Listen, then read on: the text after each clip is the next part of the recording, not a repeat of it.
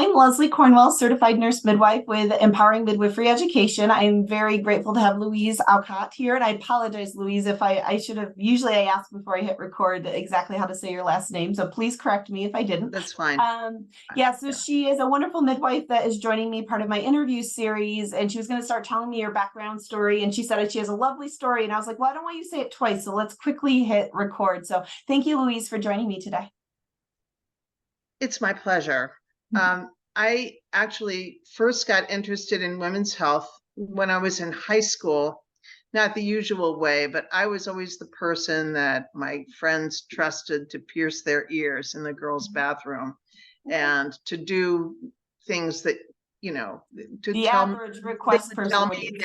their issues about their boyfriends and their periods and their this, that, and the other thing. And for some reason, I just was always the one that was at the, receiving end of a lot of questions. And I informed myself, I think, pretty well for somebody that was in a very cloistered Catholic girls' high school, and disseminated a lot of information, and then went to college. I actually majored in economics at a liberal arts college. And when I graduated, I thought I knew everything. And I met and married my husband pretty much in a very short courtship. And we've just celebrated 50 years together. So it must have worked. Everything went well. And when I had my first baby, which was about a year after I graduated, a year and a couple months, I went into it thinking, look, how hard can it be? You take a class, you do your exercises, and then having the baby's kind of like your final exam, And for somebody that thinks that they know everything, that doesn't seem too daunting. But I found out with the first contraction or two that labor is going to kick your ass, and that you have to realize what a powerful experience it is. And for me, it was a huge crossroads because it was 1974. My baby was whisked out of my arms as soon as she was born. I had an enormous episiotomy. The doctor was very impatient and yelling at me for not holding my legs still while she was doing the repair. And then she decided to give me general anesthesia for the episiotomy repair, even though I had so-called natural childbirth. And I spent a few months after that birth thinking, wow, I'm so lucky they let me have my natural childbirth, and I'm so fortunate, and kind of feeling grateful that they didn't do worse stuff to me. And then I thought, wait a minute, hold it. Why do I feel so grateful? This was pretty intense experience, and there are so many things. And then I started reading books, and you're really in trouble once you start reading books and finding out, no, there's really no reason why they need to keep the OR at 62 degrees. And there's really no reason why they have to do certain things. You don't need to be in stirrups. You could be up and walking around, and you didn't really need the IV, and the beta version of the fetal monitor, and all the other stuff that went on. And I made kind of this statement to myself, if this is the best that we can do for maternity care in our country, we really are up against the wall. We're really in trouble. So I changed my career, although it was a progression. Naturally, with my fancy education behind me, I thought that education was the key to everything. That if parents were educated and they understood what their choices were and what was being done to them, that there's no way these things would keep happening. And so I went into childbirth education, and over the next few years, I got to be the teacher training coordinator for a large childbirth group, and went all over the country talking to groups of women that were planning to be teachers, and doing a 3-day seminar with them and doing a lot of in-depth education. And everywhere I went, the story was the same. There just were not enough qualified attendance Mhm. for people to have the birth that they wanted in their own Mhm. home. There were not enough. And I never set out to be a midwife or a crusader or anything else like that. But I did feel that I came to a weird place. I was invited to a lot of births when I was teaching classes, and I would go and explain to people carefully, I'm not a midwife. And if I see something that's going awry, I'm going to tell you. But in addition to telling you, I'm going to make that stick. Like, if you don't believe me, I'll call 911 and you can tell it to the EMTs. EMS, yeah. Mhm. Exactly. Mhm. Yeah. So, but I had a really nice relationship with my, I guess they were clients by that time. I didn't really charge much. My first birth that I went to, I was paid by being permitted to take the placenta home to examine it. And I was so thrilled. I'm like, to my husband, I'm like, look, honey, I have a placenta that I'm going to take it apart in the bathroom sink. He's like, oh my gosh. He knew we were getting into some new territory at that point. A whole new level, yeah. Yes. But anyway, I kept teaching classes. I kept going to births. We moved. We were part of the group of people that thought that it was important to go back to decentralized agriculture, small is beautiful, little homesteading farms, the Mother Earth news, build your house, how to heat with wood, how to make cheese, how to, whatever. I live all around the Amish. You're singing my heart story right now. Right. Mhm. And so we went back to the land, and we, in the process, learned a huge amount about ourselves and about what it really means to be independent and interdependent. But in the meantime, people started calling me as soon as we moved up here. I'm actually in my cabin now.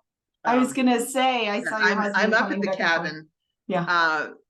We kept our place after we moved away, but we were up here, and people called, said, I heard you moved into town. I know you're not really a midwife, but I'm planning to have my baby at home. And would you be there? And I taught the classes that I was teaching. And after I think about 50 or 60 births, I was busted for practicing with no license, which of course was absolutely true. And but they could never get the goods on me. People up here, even my backup doctor wouldn't talk to the authorities. Nobody would, it's like, I don't know why you want to talk to Mrs. Aucott, that kind of thing. Everybody was protecting you. Yeah. They were. And yet at that point, one of my friends, who was also a physician, said, well, you might consider going to school. You certainly would do well. And he also said, Louise, there are just some times in life when it's better to be a live dog than a dead lion. And I thought it over, and I knew that the penalty in Pennsylvania for practicing midwifery without a license, since they have a separate midwifery statute, and it was distinguished from the practice of medicine. It wasn't practicing medicine, it was practicing midwifery. So the penalty was a $10 fine, $10 to $100 fine, which is not too scary. But back when that law was written in 1909, that $10 was actual real money. And that wasn't the part that made me decide to go back to nursing school and to midwifery school. The part for me was that I had done maybe 60 or 70 births, and I knew that eventually you can do, 100 births, you can do 500 births and nothing bad happens, but your 501st baby's going to die, and a baby will die at some point. And there's nothing you can do to keep that from happening. And so once a death occurs and you're committing a misdemeanor, all right, which it's all it was a misdemeanor. But once a death occurs, then it immediately converts to a felony and becomes a felony manslaughter. And then it would be very difficult to pursue your dream of being a midwife, because you wouldn't even be allowed into nursing school or midwifery school or anything. You might, how long you'd be sitting in jail, and would you get to see your, exactly. And I had 3 tiny kids by that time. And, you know, it was just a non-starter. So I went to nursing school while we still lived up here, and there was no midwifery school. There was no community-based nurse midwifery education programs. You know, there was nothing at that time. And so I knew I would have to move eventually back someplace where I could attend school. So we moved back to New Jersey, northern New Jersey, and I attended school at downstate in Brooklyn after having another, you know, a few years later and having another baby and all that. So I graduated from downstate in 1988 and worked at a birth center that was one of the nicest birth centers ever. And when I say I'm using the word nice correctly, it was just almost too nice. Like the decor, the lavender paint on all the doors, and the geese with the blue ribbons tied around their necks and all that stuff. I mean, really, it was nice. But I hated it because I felt like, first of all, these people were still in an institution. They were not shown a way of having increased autonomy. And their expectations many times were that the responsibility for the outcome of their birth was going to be shared among a larger group of people. And that's one reason why people give birth in institutions, is to try and not take full responsibility, which is kind of crazy when you're talking about your healthy body and your healthy baby. It's one thing if you turn things over to a doctor when you have cancer, but it's another thing when you're having a baby. So I joke and compare it. It's kind of like a wedding planner. A normal life event all of a sudden becomes medicalized, and there's fear and there's a process. Like you're taking a normal, healthy stage of life and turning it into a disease. It's really interesting. Exactly. And the problem with it is that it's been done to birth with very little forethought. Nobody thought to themselves, wow, wouldn't it be cool if we make everybody lie on their back when they're trying to push their baby out? And while we're at it, let them push their baby out over a 4-foot cliff. And like, that's not very physiologic. I'm sorry.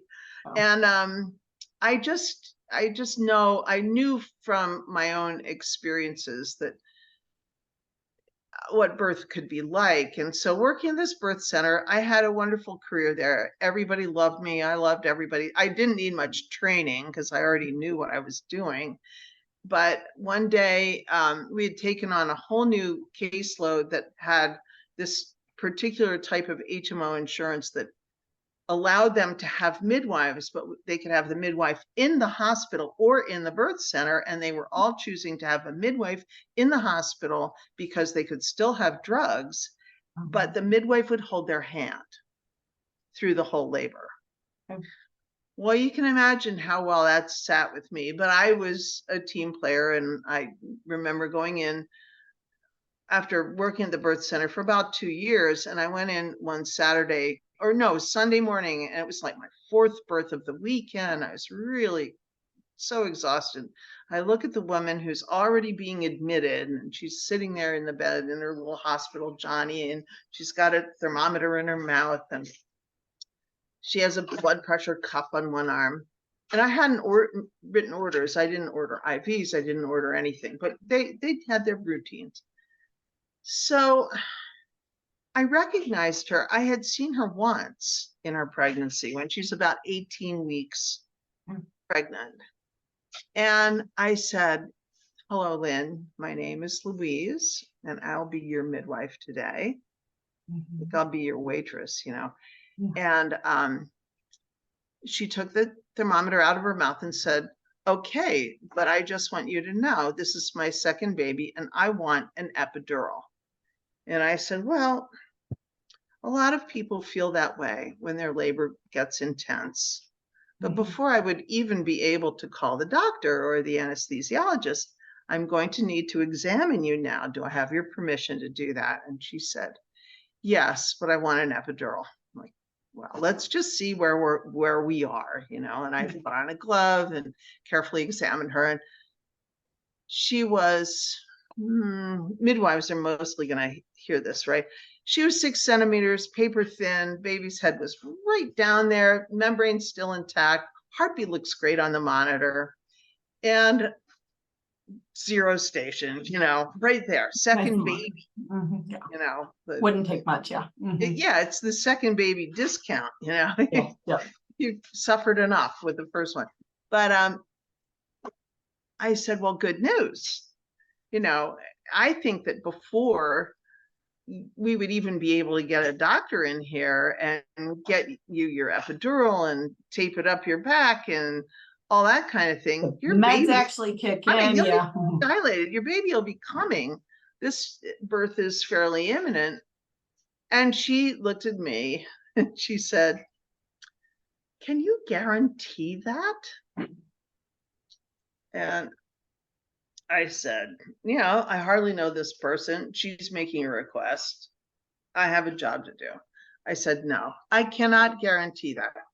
I can think it based on my professional experience. I can hope it for your sake, but I cannot guarantee that. She said, okay, then I want an epidural. So I call the doctor. I call, and he says, you know, that he'll be in. He's at a dentist appointment, but he'll be in about 45 minutes. Meantime, she's laboring away. But I figure he's going to go ahead and order the epidural because that's what she wants. He calls the anesthesiologist. They come, they take her history. Meantime, I'm trying to whip 2 liters of fluid into her so that she can tolerate the epidural. They finally get the epidural in, and she's put back, you know, like put your legs back on the bed and get you settled in. And her baby has an enormous D-cell. And the nurses are just going about their business. They're like used to this. Like it's no big deal, but I'm freaking out. I'm like, whoa, the baby's heartbeat's like only 60 right now. And they're like, well, that happens a lot of times with an epidural. And I'm thinking, that can't be too good for anybody. But long story short, she gets ready to push. She said, I still feel it. I can still feel it. And I'm like, well, the baby's coming and you're going to feel something when the baby comes out. You know, by this time, I'm like, what am I doing this for? Am I some kind of, you know, prostitute that I have to make money by having, you know, these experiences that I would never choose for myself? Yeah. But she's pushing, she pushes. The baby has another big D-cell. Now we have caput. Somebody in the room wants me to put on a scalp electrode. I'm like, no, we're having a baby. We're just going to have a baby. The doctor who's over my left shoulder says, are you going to cut an episiotomy? And I said, well, that had not been my plan. But now that you have said that in a room full of medical personnel, and you know, I feel like I have to, because what happens if there's a problem and I didn't do what you said? Yep. You went against I created a little tiny 1st-degree laceration. Snip. The baby flew out. Wah, wah, wah, wah, wah. I encourage her to reach for her baby. She reaches for her baby. The baby goes on her belly. Cover it up with a blanket. She looks at me with this look and says, that was so wonderful. That was just what I wanted. It was so perfect. And, you know, I didn't even know what to say. I went home that day after that birth, just crying, like sliming my steering wheel in the car. This is what I'm doing now for a living. And I said, I just have to go back to doing home births again. This is not going to work for me. I can't do this in, you know, in good faith for a career. And about 2 days later, a midwife called me saying, "Hey, yeah, guess what? I'm pregnant. Will you deliver me at home?" And I said, "What? Have you been talking to my steering wheel? Like, what happened?" She Yeah, the said, universe is, yeah, somebody's been talking to you. Mhm. and within a month, I had like 4 clients that all had gotten wind Yeah, somehow that I doesn't was take much. hoping to start a home birth practice again. And I gave the birth center 10 months notice, which you'd think would have been enough time for them That's to quite pull their impressive. Yeah, that's very gracious. Mhm. together, right? Yeah. That's even more than the pregnancy when they know, like at least if it's 3 to 6 months, you've Right. already committed. You gave the buku version. Right. I gave them a huge lead time. And by the time 4 months had gone by, I had 28 clients that were due starting the following February, like February 2nd, 5th, 14th, 22nd, and so on. About 4 months for 6 months, or whatever that would be. I think that's about right. Mhm. It was great. It was great telling them just no more paychecks, but it got me into a whole different mindset when it came to midwifery. Being a midwife isn't a job. I don't know how other to say it. It's not a job. It's not even a career. What Mhm. it is really a calling. It really is a calling. You really are called to it because it is a very tough way to make a living. You have to be a person that cannot be happy doing any other thing. If you can feel happy and satisfied doing any other thing, OB nursing, pediatrics, anything, do it. Mhm. But if you cannot be satisfied and happy doing some other thing, join the crowd. Yeah. Yeah. That's really how I got started in my own practice. That was in 1990. The practice is still going. There are now 3 midwives. They do mostly home births, but they have full hospital privileges with backup consisting of maternal fetal medicine specialists for prenatal issues, and then the in-hospital laborists for anything that comes up whether they're in the hospital with somebody or whether they're at home. Yeah. They have about a 5 to 6% rate of C-section. They have about a 5 to 6% rate of transfer from home into the hospital when somebody is choosing a home birth. The choice of our practice to have hospital privileges was centered on the fact that our cesarean rate in New Jersey is well over a third of all women.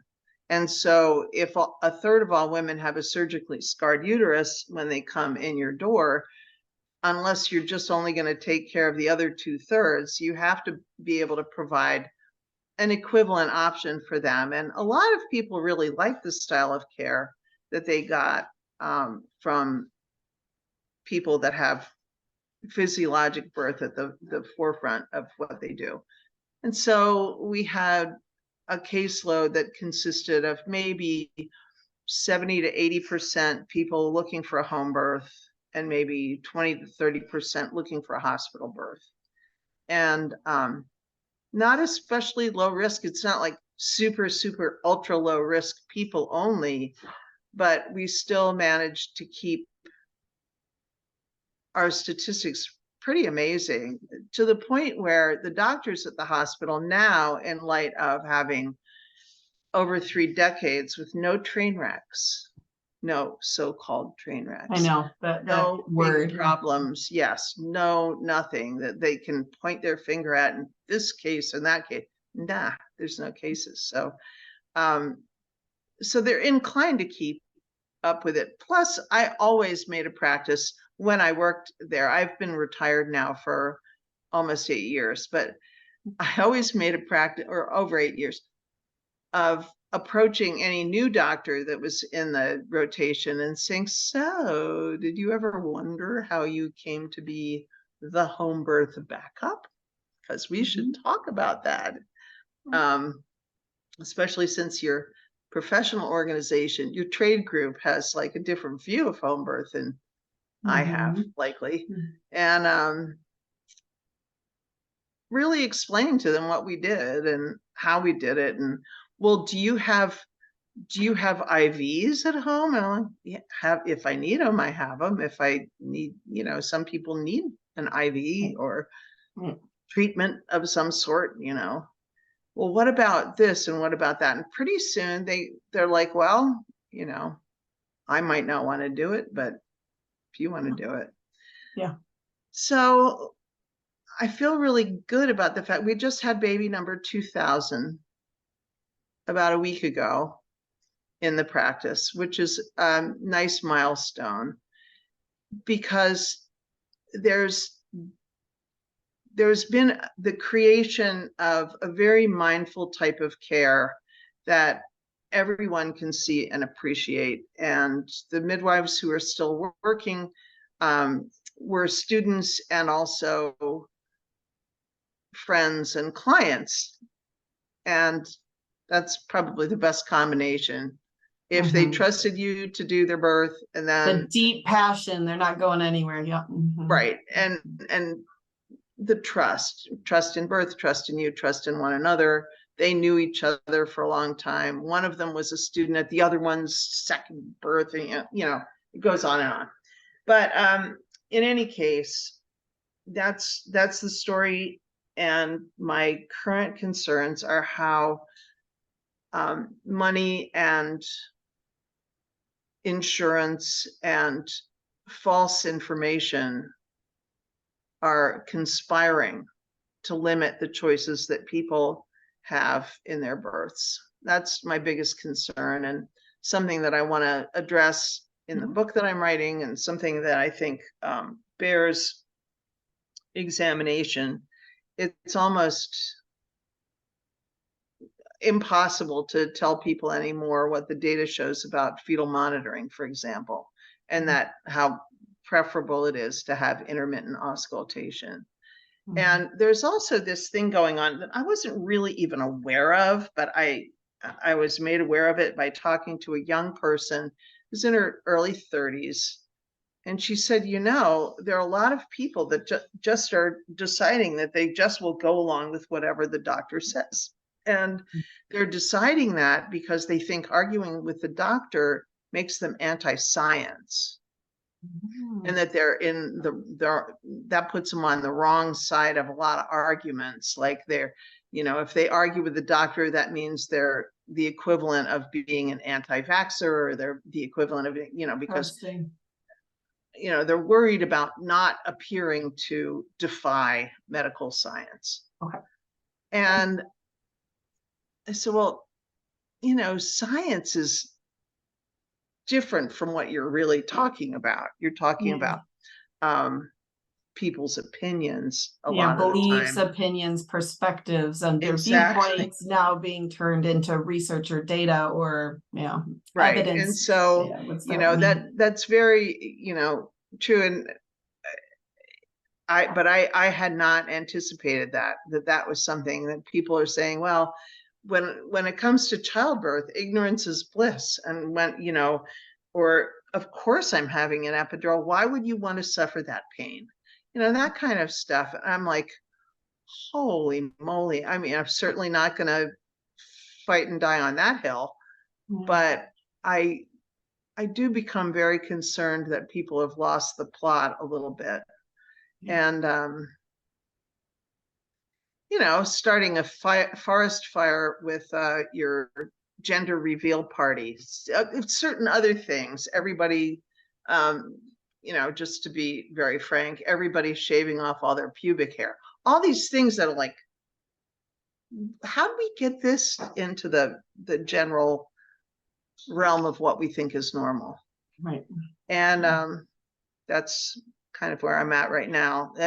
But I have lots and lots of time to reflect on it, because when you're retired, you don't have to worry when you lay your little head down at night that you're not going to wake up on the same pillow in the morning. And it was quite a career. It was Well, and part of when you're discussing, I think so many people, we have so much knowledge at our fingertips, but people are mentally shutting down when you say ignorance or bliss. It's not just healthcare. Their information overload as a whole, their subconscious, their conscious is like, I can't research it. Yes, you could Google search, you could spend Right. 3 hours. Like they're in that rat wheel survival mode information. I mean, it was amazing to me like how fast things are changing in data, and the human being can't keep up with it. So I think it's a combination of not just healthcare, but overall with decision makings. It's just whether it's a level of trust with a policy or an organization, they're the experts. They did the assumptions, they did the research for me. So I'm so grateful they're out there. Like I don't have to look into that mindset. Right. Well, I think one of the pitfalls there is that, okay, just going back to 1976 for a minute, which was 2 years after my daughter was born, and really when I started to get involved. At that moment, from what I could tell, we knew certain things about physiologic birth. We knew that mothers should be able to eat and drink, that they should be able to walk around, that they should be able to give birth in any position of safety and comfort, that they should, have choices over be, their body versus they're asking permission. Yeah. Didn't all need interventions of various kinds. We knew that they didn't need to be shaped. We knew that they didn't need to be this, that, and the other. So we knew a lot enemas, and the list goes on and on, all those trends. But we knew that. However, we didn't have data to back it up. Then along about, I'm going to say the real burst of data that first really showed up was maybe a little less than 10 years ago, like 2014, 2015, that now we have actual studies. Yep, the Lancet Midwifery journal has, extensive. That we know that what we thought just as another mother, those things were true. And now we have stuff to document it. And how long did that take? Like 30 years, right? 35 years. So that period of time, my husband gets such a charge out of this. I've renamed that 35-year span. It has become in our household a Semmelweis, because it took about 35 years for people to realize that washing your hands meant fewer postpartum infections. Amazing. Yeah. That's Ignaz Semmelweis' great contribution to our medical science. And so does it really take 35 years between knowing that something's right and getting it, and then even another 35 perhaps to implementing that and making it possible? The cultural changes and there are so many ways in which our system is reliant on a very cracked, faulty business model for OB. I'm going to give you a quote. You're going to love this. Okay. This has to do with induction of labor. Yeah. All right. Okay. This is, wait a second. I'm just finding it because I have it written down. Okay. So induction, this is a quote from a friend of mine. Induction is a corporate business model tool that allows the institution to control the flow of customers through the business setting. And without induction, hospitals would actually have to admit that they're unable to provide care spontaneously. In other words, what COVID did to overwhelm the system would happen every day on labor and delivery wards if people weren't induced. Yep. 100% agree. It's looking at it as this really medically necessary, or the electives. It's the other layer of, if you don't do these and enough people don't do these, you really see we aren't able to handle normal birth. Yeah. Right, exactly. We can't provide care spontaneously. Yep.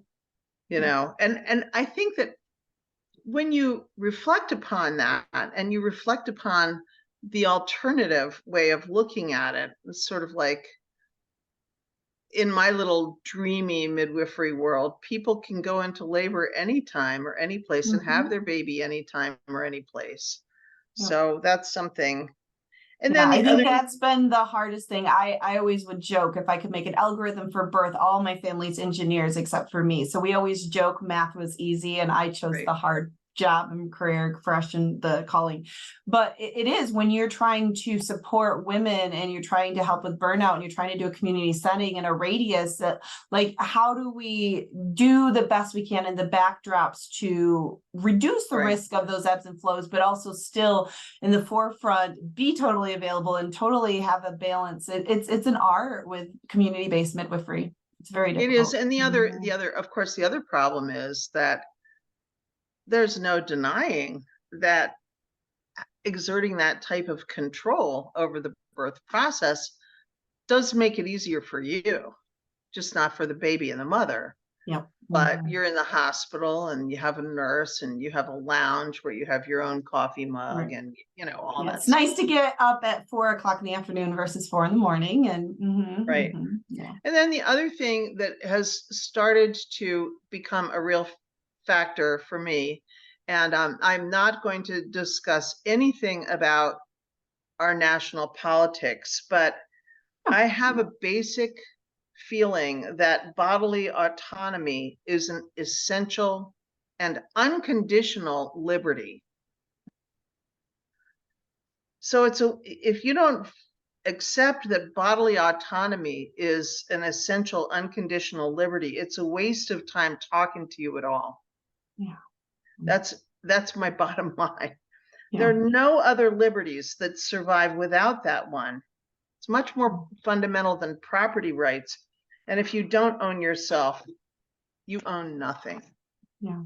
Yeah, it's interesting. I love history and I love seeing the rise and falls of economies and the world and culture and trends. And it's interesting to see when you start taking away the knowledge and the choices or the cultural of like what are options. It's interesting to see I don't want to say divides, but the different beliefs really come out of who's willing to stand up for what they believe in and who is more of like, okay, it's more important to be part of the peer, the norm, the group. So yeah, I don't talk politics either, Louise, but I think it's fascinating the times we're living in now of we have some really amazing opportunities of very different directions our future society and culture can go. And it really comes down to us individually and what we believe and what we stand up for. But I appreciate you greatly. I could talk to you for hours and hours. I try to do, maybe if you want to end the last 5 minutes with like kind of words of wisdom for the next generation, maybe midwives practicing, the next generation, just kind of some,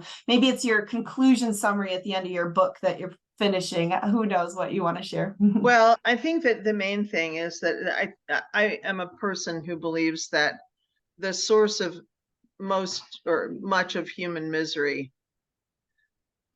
are mismatched expectations. Yeah. That if your expectation is that you're going to be able to work as a midwife as a job and have a 40-hour-a-week job and take home 120 grand a year, and what you get is actually 2 8-hour clinic days where you see 45 people each day, 25 in the morning and 20 in the afternoon. And then you have one 24-hour call. This is adding up to 40 hours, you'll notice. Right. One 24-hour call where you probably deliver at least one, but it could be as many as 3 or 4 babies or a set of twins or whatever. And you still feel questioning and empty because you don't know who these people are. You don't know any of your clients. They have no continuity of care. You're participating in a very mechanized and very high risk system. To me, a lot of the risk is removed by actually knowing people and they know you. But I think that that's where we lose the plot when we look at it as that type of job and look at that as an ideal way of achieving work-life balance. I don't think that work and life have to be that separate. And so achieving a balance is kind of very organic to me. You know, being on call as a solo practitioner anyway, being on call 24/7 was not easy, but I still got to live my life. You're going to be living through those years anyway, even if you're on call. And that's the one thing. So to try to match your expectations with, you know, the reality of what you want. For me, the ideal was very different from that. I didn't care if I was on call 84 hours a week, that's half a week. It's 168 hours in a week, just to refresh your, I know, well, you're not the math one in the family, so. I can do math, and we just don't know. That's actually just arithmetic. That's just arithmetic, actually. That's not math. So anyway, no. And then the other thing that I think is very important for people to acknowledge is that, you know, you're not everybody's going to love you. Not everybody's going to be happy with you and how things work out. But that you can approach each interaction and each encounter in a clear way. You don't want to be carrying around a whole load of stuff, of your own stuff or any other stuff, that you really need to be clear. There are a few other things I could probably say that are pearls, you know. My old backup doctor had many pearls of wisdom in his time, and he was, you know, one of his famous sayings, of course, because people would always be questioning, how will I know if the baby's okay? That's a basic, right? How do I know if my baby's okay? And he would say, in his very strong Italian accent, Louise, you cannot have a sick baby and a healthy baby at one and the same time. You know, and he would say that very profoundly. And of course it's true, but those are the types of things, you know, listen to people that know a lot. I'm worried, though, after having this conversation with this young woman, that the medical practitioners that feel it's important to be obeyed will learn to manipulate people based on, oh, well, if you won't listen to what I say, I'm the doctor, you must be a crazy kook. Yeah, there's labeling, and that's the answer versus and I having a think that that's really conversation. a danger. I think that's really problematic. But in any case, I very much enjoyed talking to you. Thank I'm sure the you. minute we hang up, I'll think of 30 other things I probably could have said, but that Well, I gives you have the a few flavor. more minutes, Louise. After I pause right. the recording from our wonderful conversation, I wrote some things that I would love to just pick your brain and talk to you, because Sure. you are a woman after my soul. You really are. So thank you. Well, thank you. Have a great day.